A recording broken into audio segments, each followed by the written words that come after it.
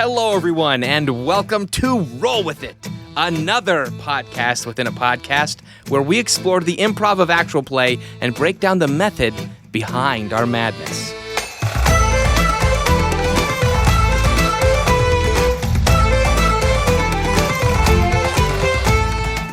Hey, everybody, I'm Josh, your host and Dungeon Master for this improvised bonus show, and joining me with no idea what we're going to do is Ned. Hi, everybody. The very first guest of Roll With It is the king of improv in the iCast Fireball crew. The king, you say. Ned, I'm so glad you're my guinea pig for this very first trial of this format. Guinea pig is a title that I'm much more comfortable with than king. Yeah, much less expectation. Yeah. The guinea pig player, yes. And the guinea pig DM.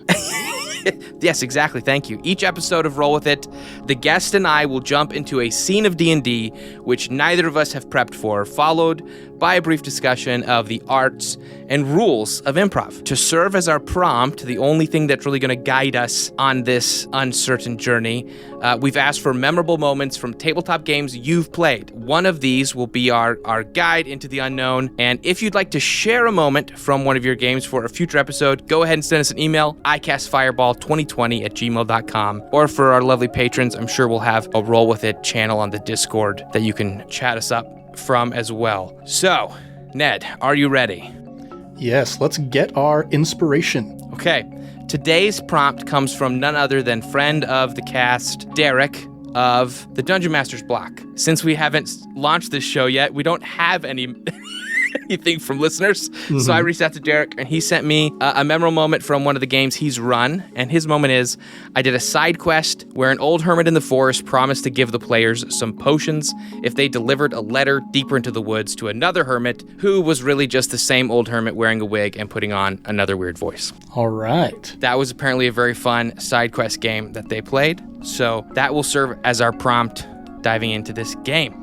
Yes, let's see how we can twist this. And just for everybody listening, this is going to be very rules light. We're going to roll with it as we go with it. It's the first time, so we'll see how this develops. Okay, I'm going to go ahead and set the scene, Ned. You're alone in the woods.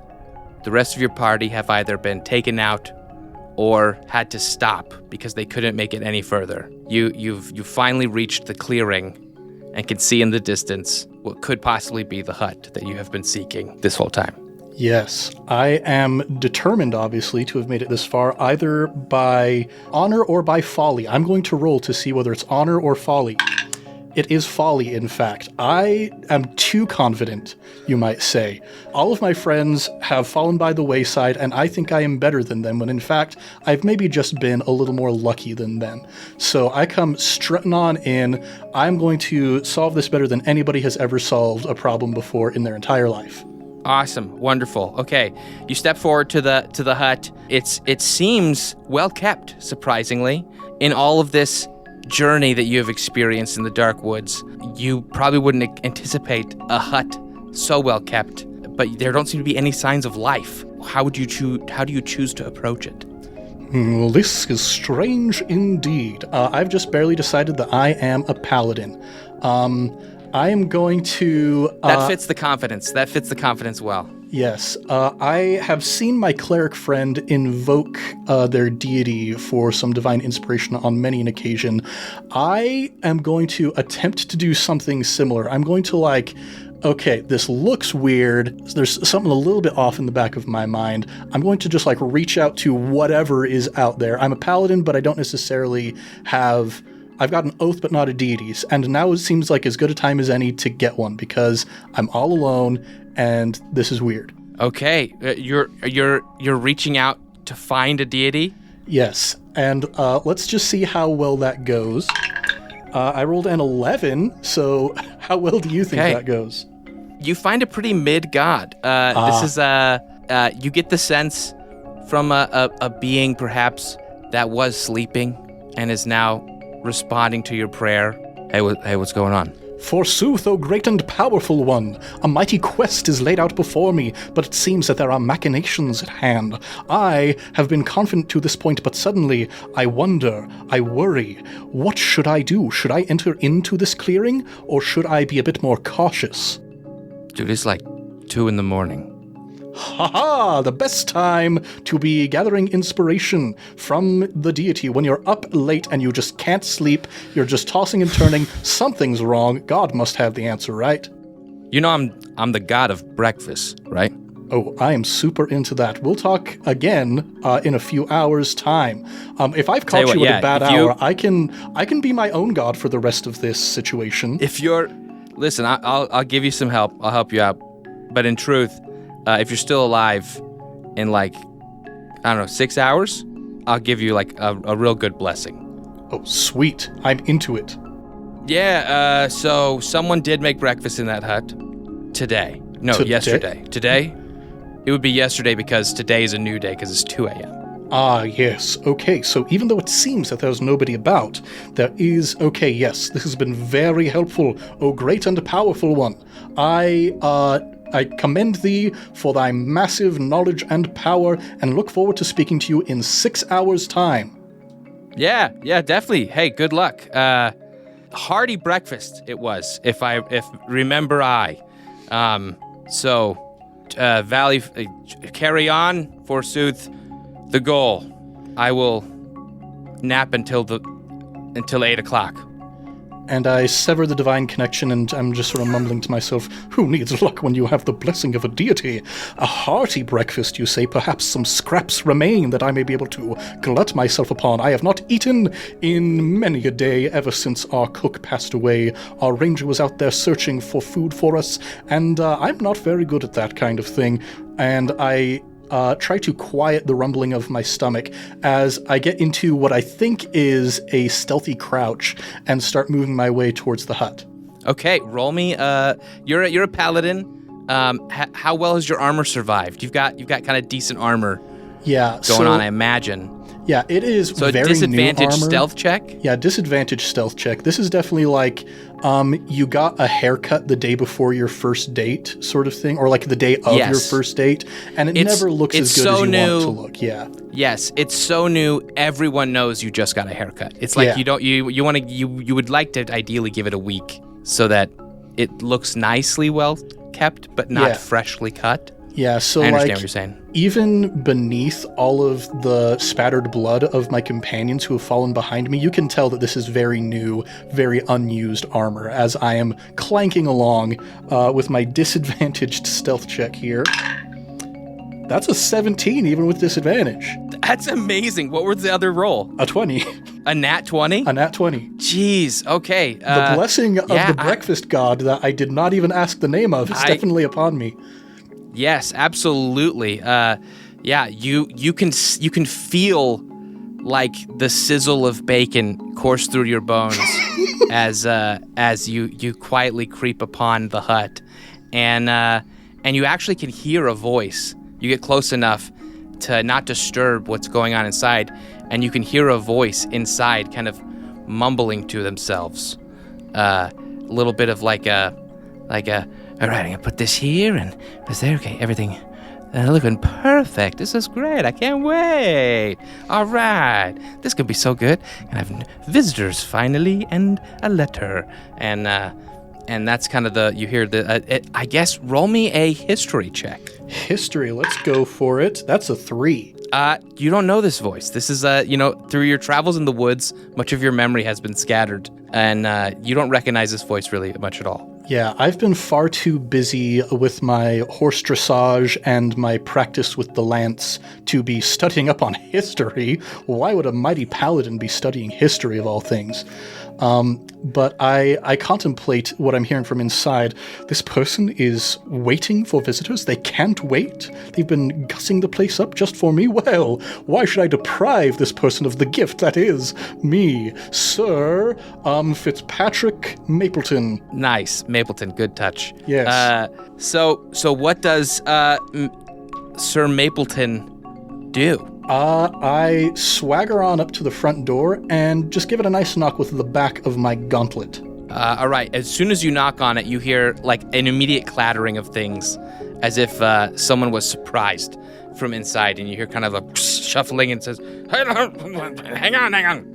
Then the lights, which were on, snuff out, and the inside of the hut goes dark. And then out from underneath the bottom of the door, a dark smoke begins to emanate out. And as the door cracks, there's kind of a kind of gaseous presence that kind of like flows out from the door. And you hear a voice say, "Welcome, traveler." I take a whiff of the gaseous presence and cringe back. Oh, that is not the remains of the hearty breakfast that I was hoping for.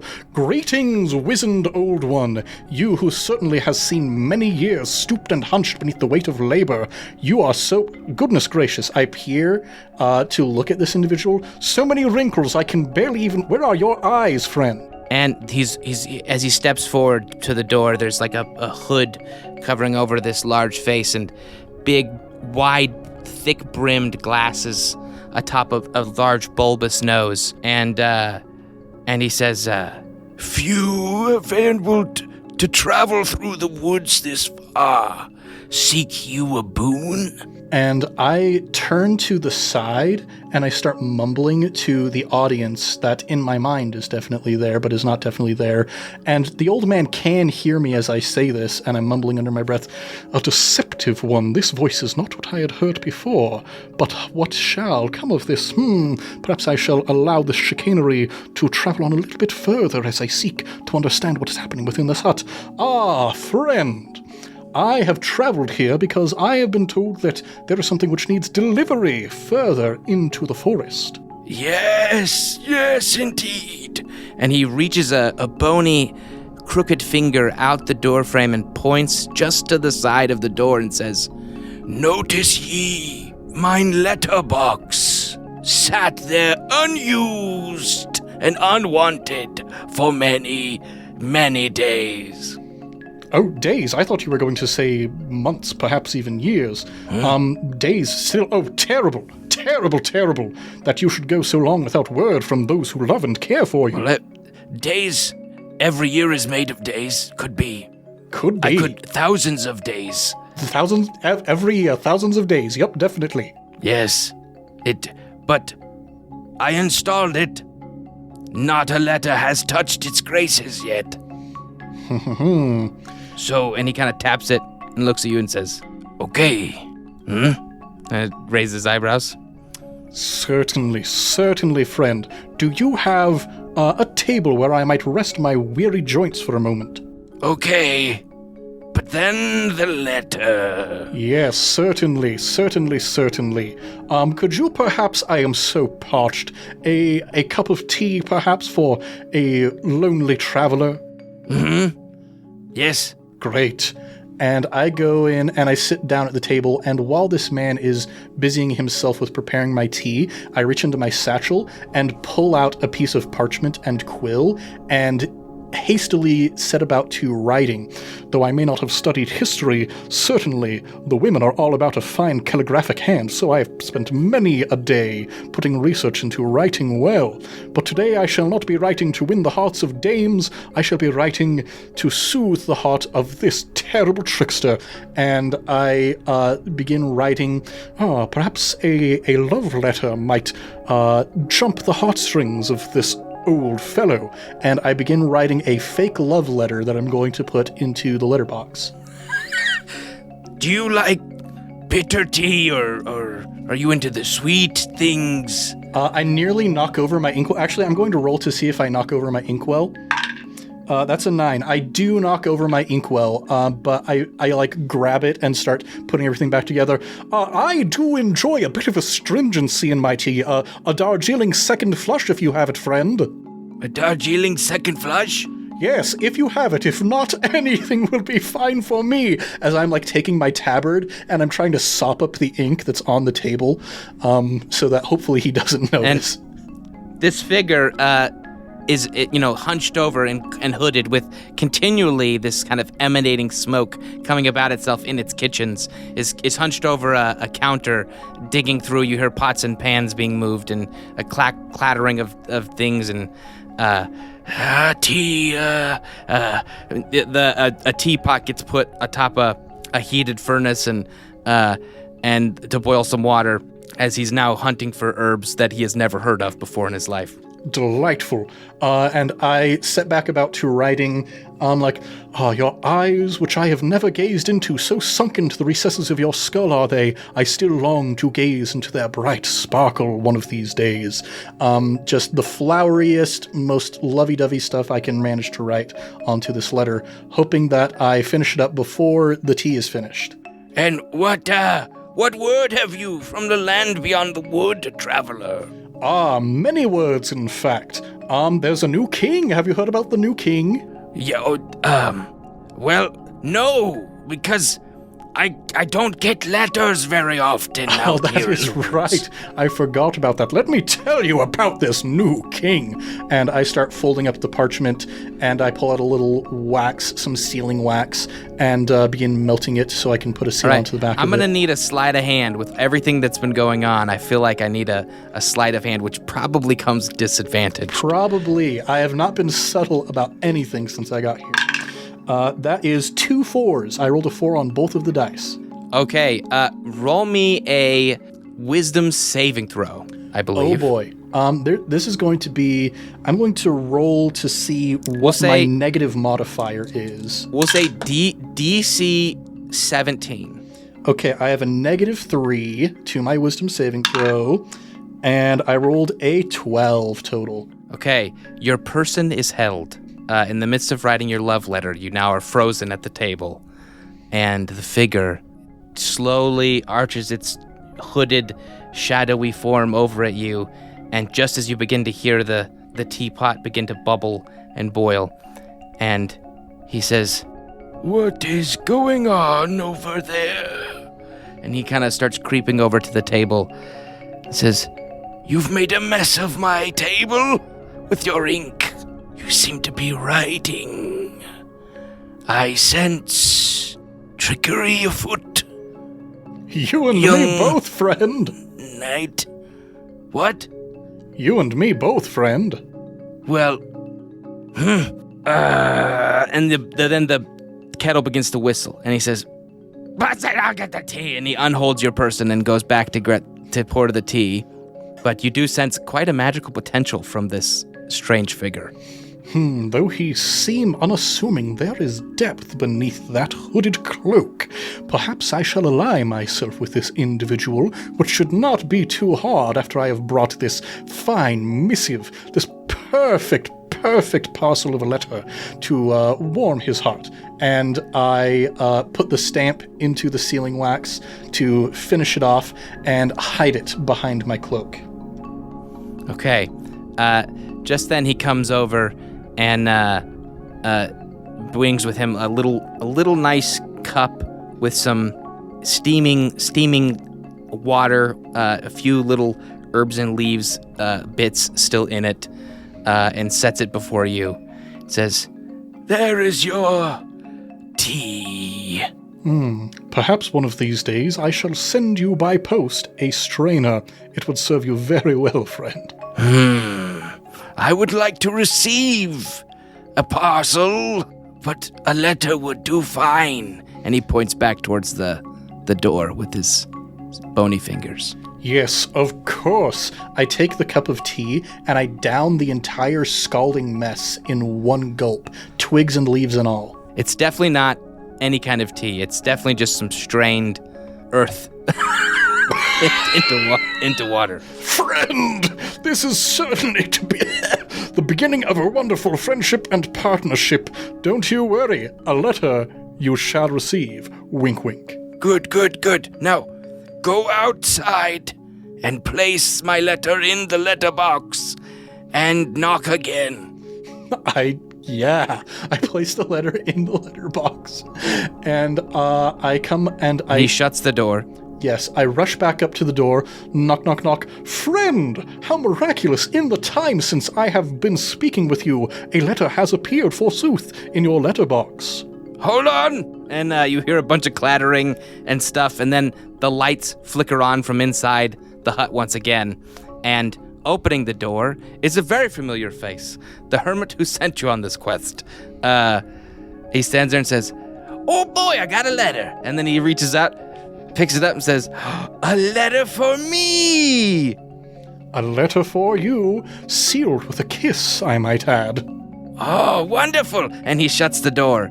I look at the door for a moment, a little bit confused, and then I turn back in the direction of town, and as I walk back to my home, begin thinking about where the nearest tea shop is.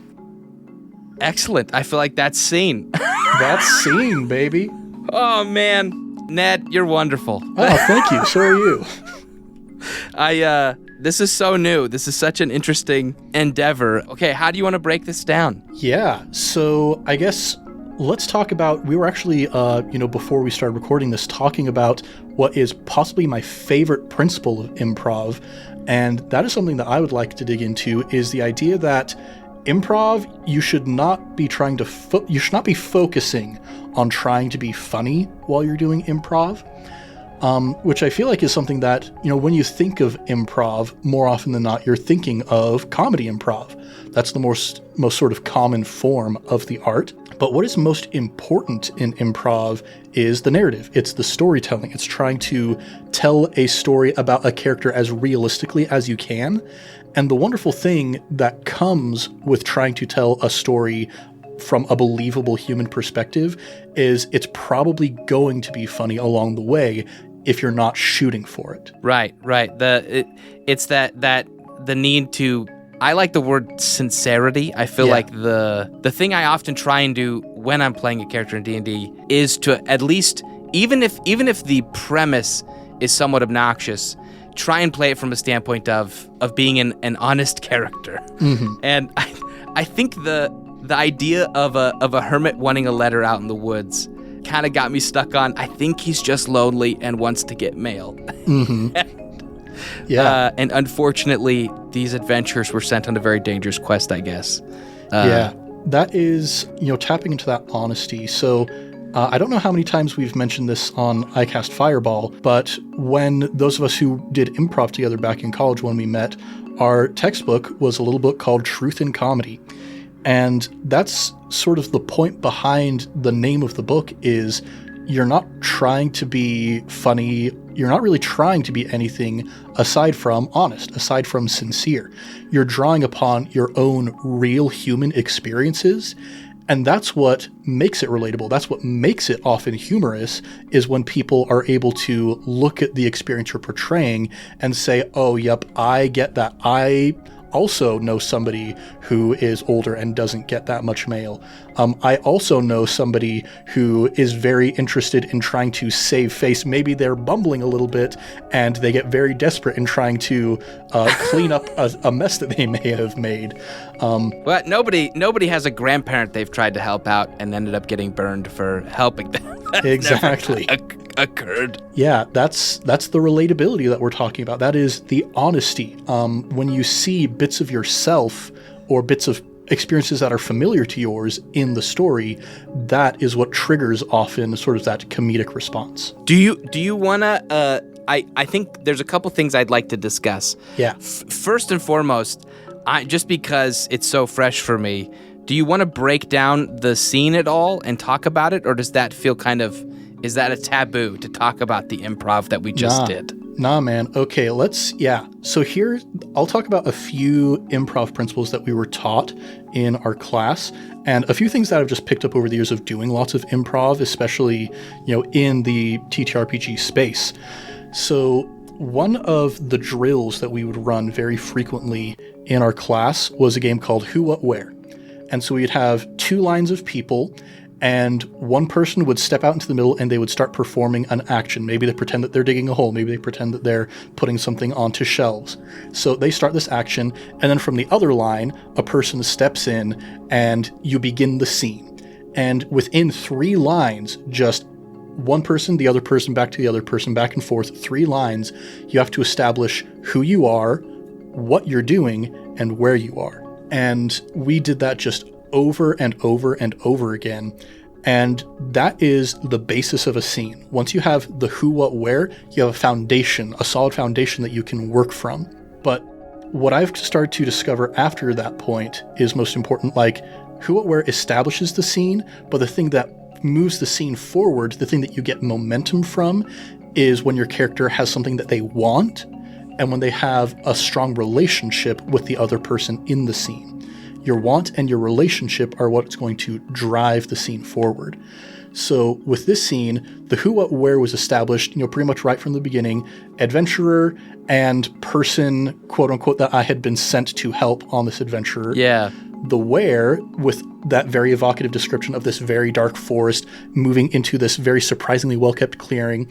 And then the what is me approaching this person because this is the quest that I've been sent on. And so from there, the thing that we're really discovering in the moment is the relationship, how we start developing that. And obviously there is kind of the built-in relationship of quester and quest... quest giver? Yeah. Or questee? Is that the proper term?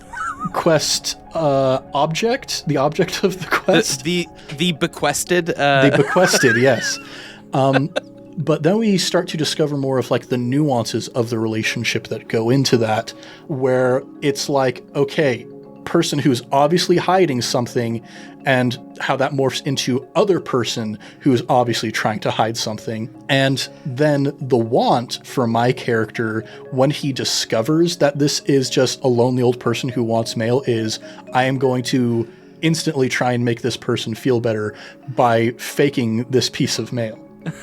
It's probably lucky because I think I locked in pretty quick what I was gonna do. That I was gonna have it be an old scary, witch man in the woods who was just lonely but also powerful and could be dangerous.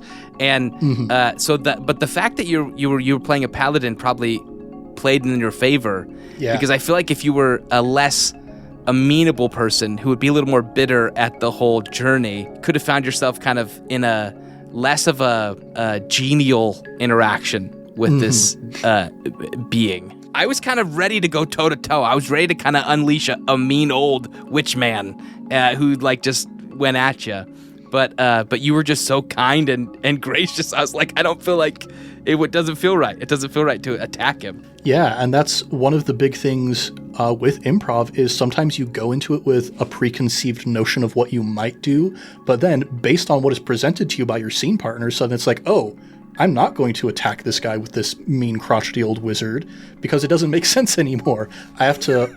That's, improv is much more like ping pong than it is like chess. Because with chess, you're trying to think ahead of time, like, okay, if I move here and then they move here, then I'm going to do this. But with ping pong, all you can do is go to where the ball is and try and not miss it. It's like ping pong, but we're both trying to make, to see how many volleys we can go. Like, nobody's really trying to, like, spike on the other person.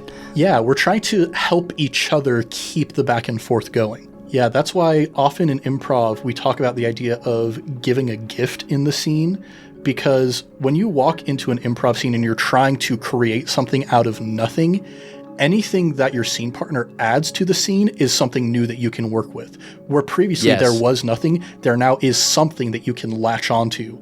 And that's why it is a gift when your partner brings something into the scene, creates that little bit of reality where once there was ambiguity. Yeah, I found myself, you were making that appeal to a deity that was very mid-roll, and I felt like there's nothing more mid than breakfast, in my opinion. I don't know.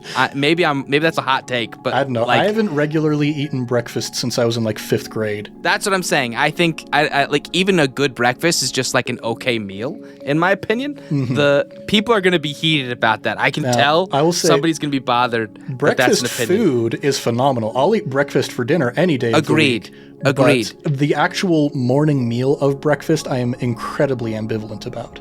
Yes, and so I was just like an 11, a breakfast god, but you kept using these like forsooth, and you were all this heraldic language. I was like, I feel like this god, as mid as he is kind of inspired a little bit and wants to try and like be like play into it as well. It's like, I actually like got a kind of nice guy praying to me. I should reward him and be a little more, cool about this. Yeah. And that's, just the reading the room aspect of it. You discover what the energy of the scene is, and then the relationships build off of each other. I guess that's maybe a more interesting relationship to kind of explore from the improv angle, is my adventurer with the deity, because we already had kind of the expectation that between me and the old man in the woods, there already was sort of that relationship of quest objective kind of and established quester. in Derek's prompt experience. Yeah. Yeah, but then this deity comes in out of absolutely nowhere, and so that relationship has to be built on the fly out of nothing. Yeah. And I'm not going to lie, if I was to pick something out of that whole scene where I was like, this would be fun to explore or to hear more interactions with, the super enthusiastic Paladin and the kind of like tired god is an interesting dynamic. Yeah, like what happens 6 hours later? What does that discussion look like? What is a breakfast god boon? You know what I mean? But yeah, the sizzling sneaky magic of bacon. Yeah, exactly. That would be a whole fun thing to build out if I ever had the time.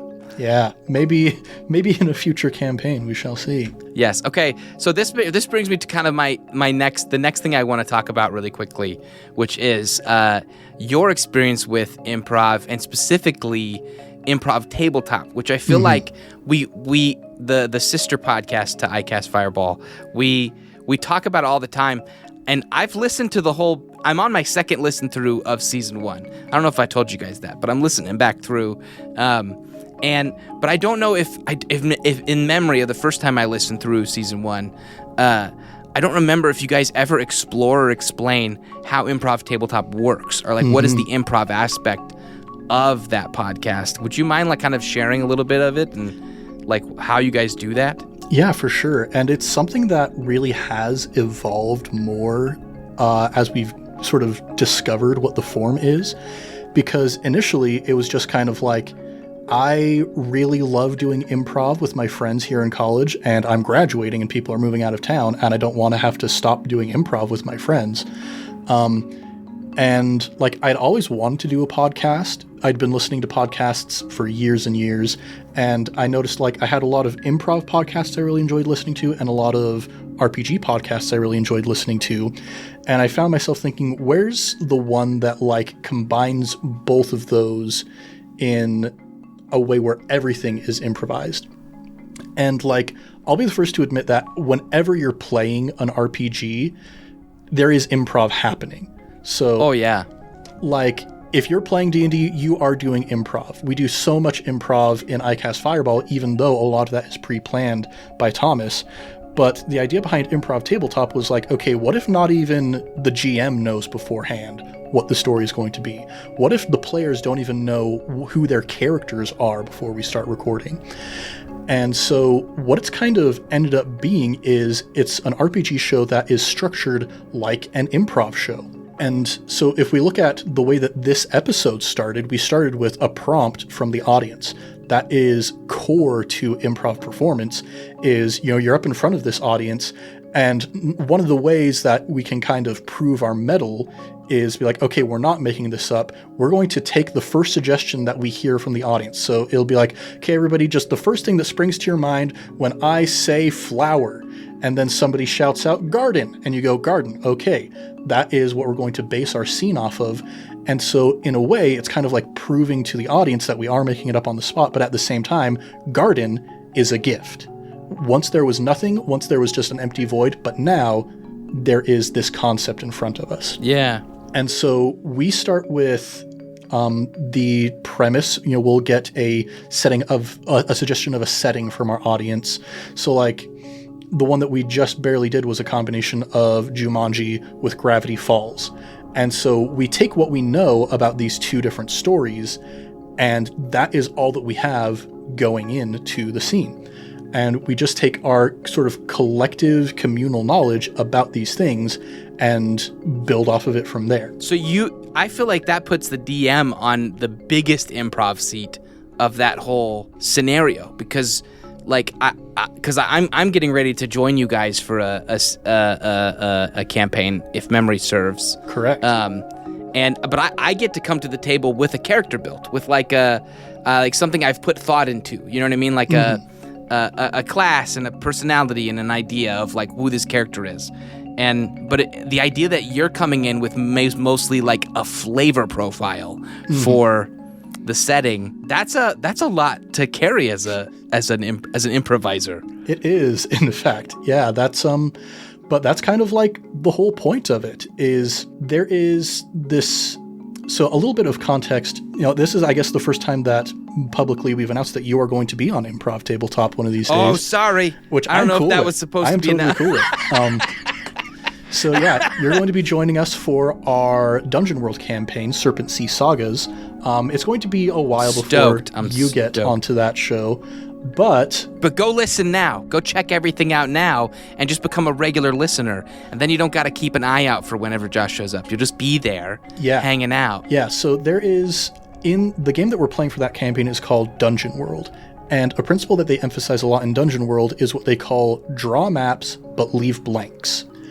And so with this particular campaign, I am taking inspiration from some D&D adventures. I am doing a bit of planning ahead of time because I want it to feel a bit more like a classic D&D adventure like we used to run before we started the podcasts. But anything and everything that is in those books I am reading is not sacred to the canon of the campaign that we will see play out at the table. Like, if one of the players brings something to the table that is more interesting to the table collectively than what was in the book prior, then what was in the book is completely out the window, and we're going with this cooler, more interesting thing.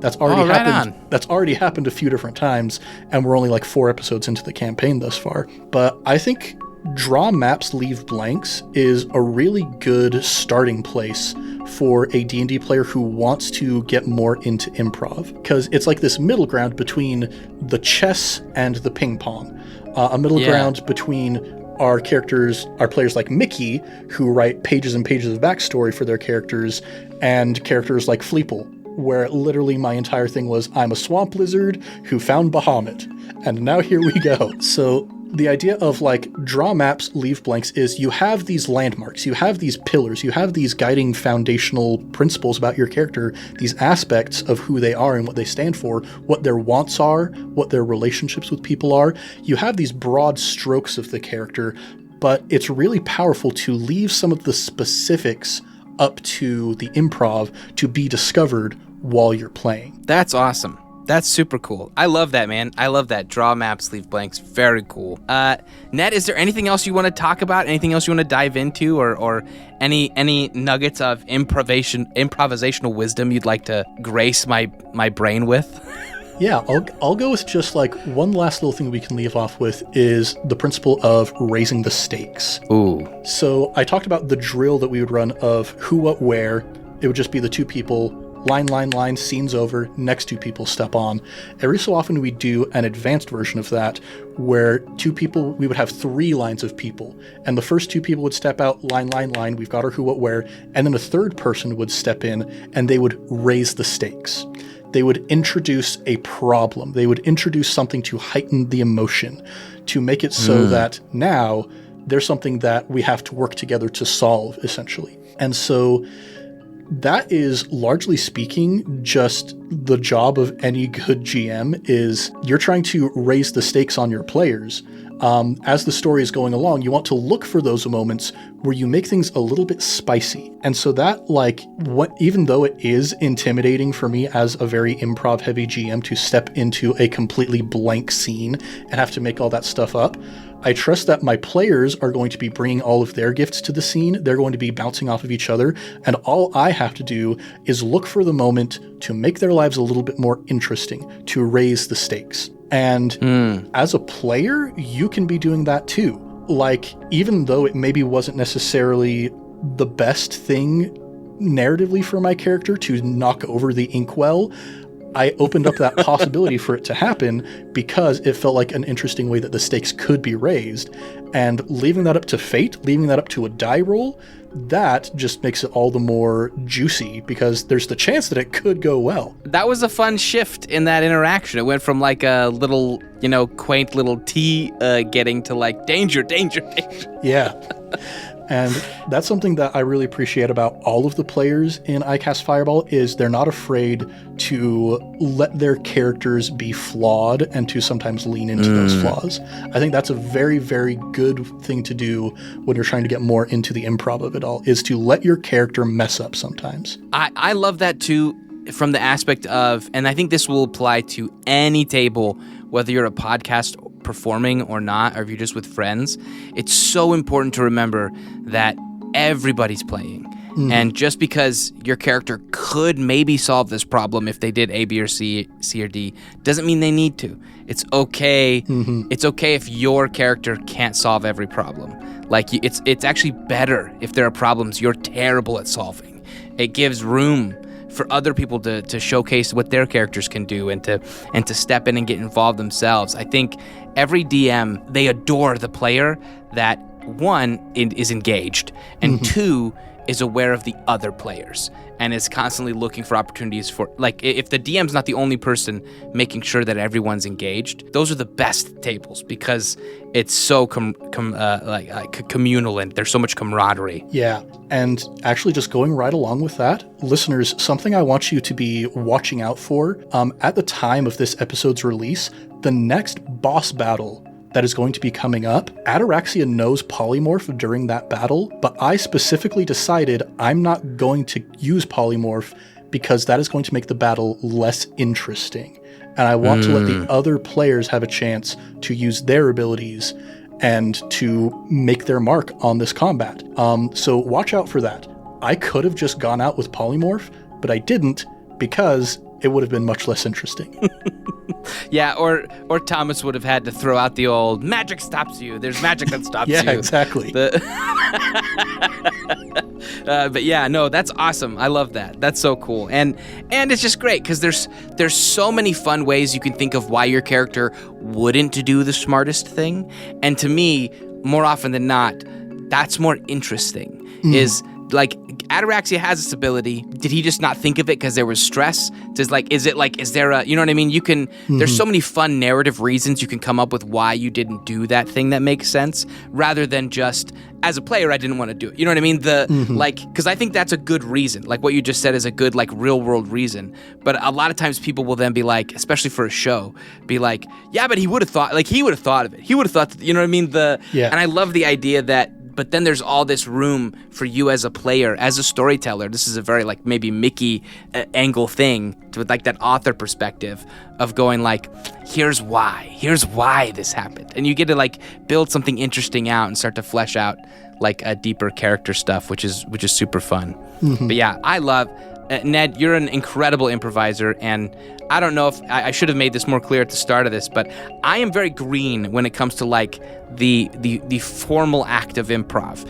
It's I've been playing D&D for over a decade, but I mean and I did do some theater as a high schooler, but I never really like made an attempt to dig into or to learn improv as an actual art form itself.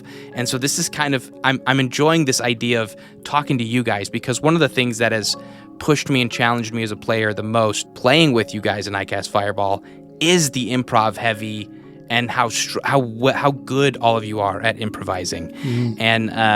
And it's something I want to continue to get better at. And it's not that I think I'm bad, but I don't think I improvise with a lot of intentionality. I think I'm swinging the sword around, and I've been lucky enough that I've swung it properly several times. But I would love to get to the place where because you guys do such great called shots of improv, where you guys just flesh out such beautiful improv, and it so clearly is coming from a place of a very well-tuned skill that you guys have worked on, and it's something I strive to get better at and improve on. And I thought maybe this would be a fun show to push myself into more of an improv, to try and grow that muscle and get to learn a little bit more and let the audience learn a little bit more about this cast's incredible depth in this specific art. Yeah, and I would encourage everybody out there who's listening, I would encourage you to look into being more intentional about your improv performance. Pick up a copy of Truth in Comedy, pick up a copy of Improv for Gamers by Evil Hat Productions. Start studying some of the principles, and I think there's going to be a high chance that you, like Josh, as I've been talking to him about his improv journey, will start reading the book and be like, oh, I've been doing that, but now I have the terminology for it. I have the mental framework for it.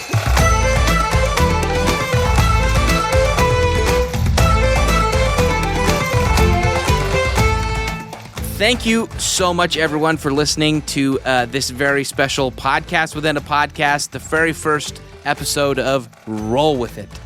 We hope you enjoyed listening as much as we've enjoyed playing. And from wherever you get your podcasts, please leave us a review. It helps boost our ratings throughout each podcast service, puts our show on other people's recommended feeds, and it lets us know that you like what we're doing. I always love reading reviews. It's one of my favorite things, and I'm one of those weird people that negative reviews don't ever really bother me. So I dive deep. I love reading them all. It's so cool. So listen, write one. No, I'll read it, and maybe Thomas or somebody will call it out in a future episode of ICF. But if you want to write something more than a review, a little bit longer than a review, you can email us at icastfireball2020@gmail.com. We would love to hear from you, and we're hoping to get the word out there and set this podcast on fire. Now, to get the most recent up-to-date content from all of us here, please follow us on Instagram, Twitter, at the handle icastfireball20. There you can get possible sneak peeks of upcoming episodes, interesting insight from players and the DM, Thomas, and behind-the-scenes shots of us making this incredible fun world. Or these incredible worlds, really.